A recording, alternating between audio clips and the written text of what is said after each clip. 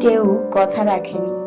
৩৩ বছর কাটলো, কেউ কথা রাখেনি।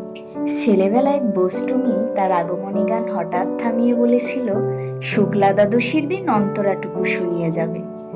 তারপর কত চন্দ্রভুক অমাবস্যা চলে গেল, কিন্তু সেই বষ্টমী আর এলো না। ২৫ বছর প্রতীক্ষায় আছি। মামাবাড়ির মাঝি নাদের আলী বলেছিল, বড় হও দাদা ঠাকুর, তোমাকে আমি ৩ প্রহরের বিল দেখাতে নিয়ে যাব। সেখানে পদ্ম ফুলের মাথায় সাপ আর ভ্রমর খেলা করে।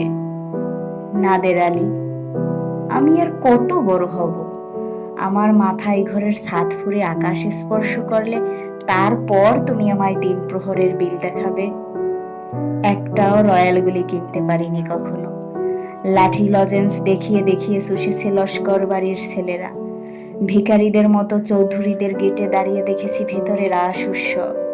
অবিরল রঙের ধারার মধ্যে সুবর্ণ কঙ্কন পরা ফর্সা রমণীরা কত রকম আমোদে হেসেছে, আমার দিকে তারা ফিরেও চায়নি। বাবা আমার কাজ ছুঁয়ে বলেছিলেন, দেখিস আমরাও একদিন। বাবা এখন অন্ধ। আমাদের দেখা হয়নি কিছুই। সেই রয়্যালগুলি, সেই লাঠি লজেন্স, সেই রাস উৎসব আমায় কেউ ফিরিয়ে দিবে না। বুকের মধ্যে সুগন্ধি রুমাল রেখে বরুণা বলেছিল, যেদিন আমায় সত্যিকারের ভালোবাসবে সেদিন আমার বুকেও এরকম আতরের গন্ধ হবে।